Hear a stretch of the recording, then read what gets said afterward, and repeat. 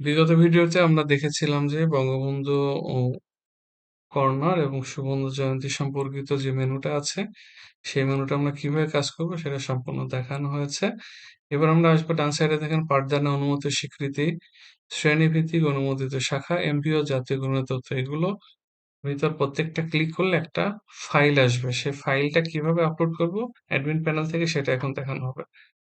আমি এখন আমাদের অ্যাডমিন প্যানেলে আসি। অ্যাডমিন প্যানেলে এসে দেখেন যে নিউ ইনফরমেশন নামে একটা মেনু আছে। আর্টিকেল সেটআপের মধ্যে আর্টিকেল সেটআপে ক্লিক করব। তার মধ্যে প্রথম তো আমরা তো ইনস্টিটিউশন ইনফোতে কাজ করেছি। লোগো এবং আপনার নাম পরিবর্তন করেছি। এবার আমরা নিউ ইনফরমেশনে আসব। নিউ ইনফরমেশনে এসে দেখেন আমি যদি এখানে আমাকে ৩ টা অপশন আছে যে এমপিও জাতীয়করণের তথ্য। এটার যে এই যে ফাইল নামে যে অপশন আছে দেখেন, ফাইল নামে যে অপশন এর উপরে আমি ক্লিক করব।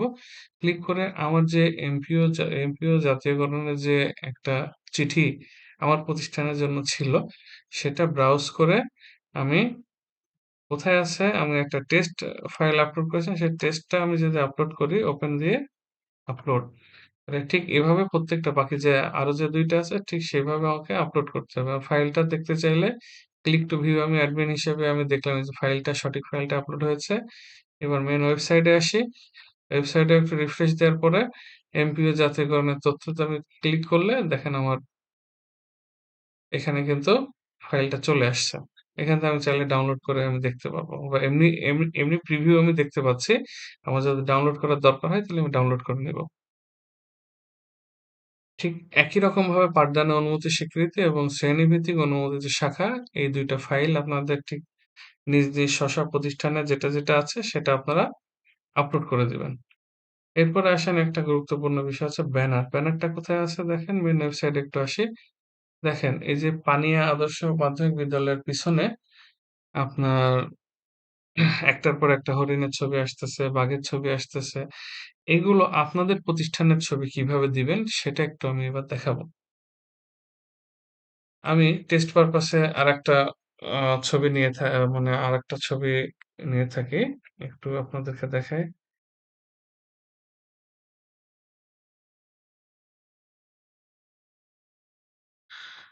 এখানে ইমেজে যেয়ে আমি যেকোনো একটা ইমেজ আরকি নিবো একটু বড় সাইজেরই। সবসময় মনে রাখবেন ছবির সাইজটা আমাদের যে সাইজ বলা আছে ঠিক সেই সাইজের থেকে যেন ছোট না হয়। বড় হলে অসুবিধা নেই। ছোট হলে কিন্তু অসুবিধা আছে। এবার এই ছবিটা দেখেন আমি সেভ করব।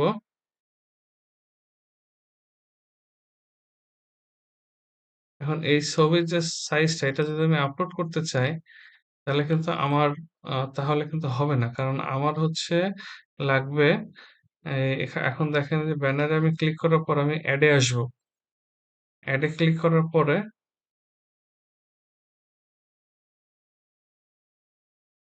আমরা একটু অপেক্ষা করি।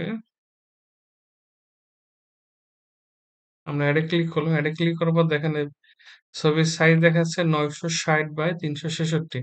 ৯৬০ বলতে উইডথ কে বোঝানো হচ্ছে। ৯৬০ পিক্সেল উইডথ আর হাইট হচ্ছে ৩৬৬ পিক্সেল। তাহলে এই ছবিটাকে আমি যদি দেখেন এই ছবিটার নিচে বাঁ সাইডে আমি দেখতে পাচ্ছি যে উইডথ দেয়া আছে ৯৬০, হাইট হচ্ছে ৫৬৯। আমার লাগবে ৯৬০ বাই ৩৬৬। তাহলে আমি যদি একটা নতুন করে একটা ফ্রেম নেই ৯৬০ বাই দেখো উইডথ হচ্ছে ৯৬০, হাইট হচ্ছে ৩৬৬। এইটার ভিতরে আমার যে ছবিটা আছে সেই ছবিটা আমি কপি করে বসাবো। বসানোর পরে দেখেন কোন অংশটুকু আমি দেখাবো সেই অংশটুকু নিয়ে আমি এই ছবিটাকে আমি আমার মতো করে রেডি করে নেব। রেডি করে নিয়ে ডেস্কটপে আমি রাখবো। এটাকে জেপিইজি বা পিএনজি যেটাই হোক না কেন আমি ছবিটাকে ডেস্কটপে রেখে দিলাম।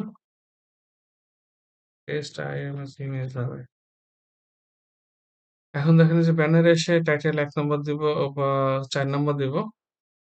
ব্রাউজ করব। ব্রাউজ করে আমি টেস্ট নামে একটা ছবি তৈরি করেছিলাম। এই যে টেস্ট ইমেজ ওপেন করব, সাবমিট। এখন দেখেন আমি ব্যানারে আসলাম। ব্যানারে আসার পরে দেখেন এই যে ৫ নম্বরের অপশনে দেখেন কিন্তু আমার সেই ছবিটা কিন্তু চলে আসছে আগেরগুলো। আমি চাইলে একটা করে ডিলিট করে দিব। যেহেতু এই ছবি তো আমাদের না। এই ২ টা থাকুক আপাতত আরকি টেস্ট করার জন্য আমরা একটু দেখি সাইডে আসি। আমরা যেটা দিয়েছি সেটা আসছে কিনা সেটা একটু চেক করে দেখি। দেখেন এই যে আমরা যে ছবিটা দিয়েছি সেটা কিন্তু চলে আসছে এখানে। এভাবে আমরা ব্যানারের ছবিগুলো আমরা আপডেট করতে পারবো।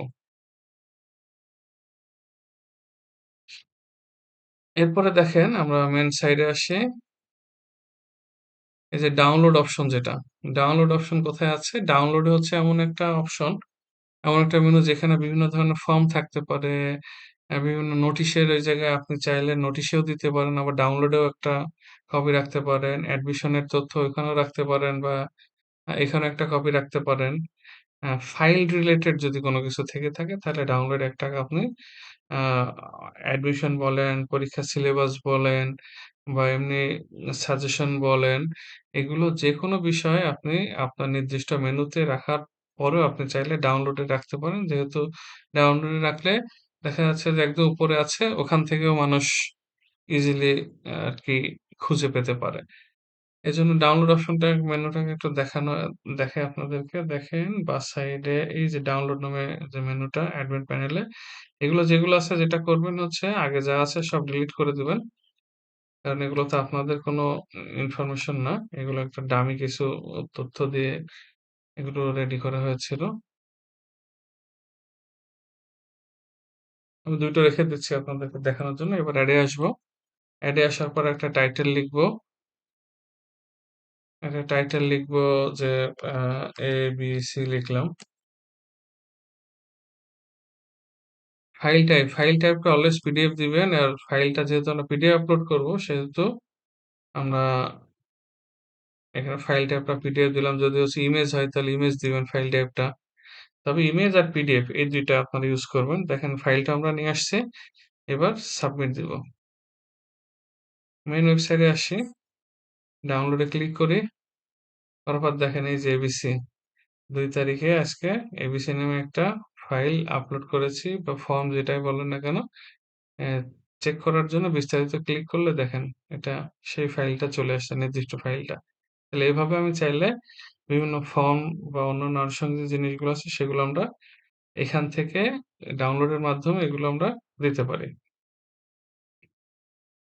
এরপরে দেখেন হচ্ছে শিক্ষার্থী তথ্য। শিক্ষার্থী তথ্য আমরা এখান থেকে বিভিন্নভাবে আমরা খুঁজে বের করতে পারি। যেমন হচ্ছে একটা আ 9 এর কতজন শিক্ষার্থী আছে সার্চ দিলে মানে বের হয়ে যাবে। এবার ক্লাস 9 এর যদি আমি দেই এ সেকশনের সায়েন্সে কতজন আছে? তাহলে কিন্তু এখান থেকে খুব সহজে বের হয়ে যাবে সায়েন্সে কতজন আছে। আবার আমি যদি মনে করেন যে ক্লাস 9 এর দেই যে হচ্ছে মুসলিম কতজন আছে? সেটাও খুব সহজে বের হয়ে যাবে। আবার যদি মনে করেন আমি যদি বলি যে ক্লাস 9 এর মেল কতজন আছে? সেটাই সাবমিট দিলে কিন্তু বের হয়ে যাবে। তো আমি একটুখানি আপনাদেরকে দেখাই। দেখেন আমি এখানে ক্লাস 9 এর সেকশন A সায়েন্স বিভাগের সাবমিট দিলে দেখেন এই যে ২ জনের তথ্য চলে আসছে। এভাবে আপনি আপনার মতো করে যে তথ্য আপনারা যেভাবে দেখতে চান, যে অনেকে মনে করেন যে স্কুলে A পজিটিভ ব্লাড কতজনের আছে? সাবমিট দিলে দেখেন এখানে A A পজিটিভ আসছে ৪ জনের। তাহলে এখানে দেখতে পাচ্ছি যে এভাবে আপনি আপনার মতো করে করে স্টুডেন্ট লিস্ট গুলো দেখতে পারবেন এখান থেকে। এখন স্টুডেন্ট গুলো আমি দিব কিভাবে? সেটার জন্য আমাকে অ্যাডমিন এ আসতে হবে। অ্যাডমিন আসার পর দেখেন স্টুডেন্ট নামে একটা অপশন আছে সেটআপ এর পাশে। এই স্টুডেন্টের এখানে আসার পরে আমরা দেখেন এখানে টেস্ট পারপোজ এ কিছু স্টুডেন্ট আমরা এড করেছি। এটার জন্য এবার ডান সাইডে এড নামে একটা অপশন আছে। এখানে স্টুডেন্ট আইডি, এটা ইউনিক আইডি হবে। এটা ভবিষ্যতে যখন আমরা অ্যাটেন্ডেন্স ডিভাইসের সাথে যখন কানেক্ট করব, তখন এই ইউনিক আইডিটা আমাদের কাজে লাগবে।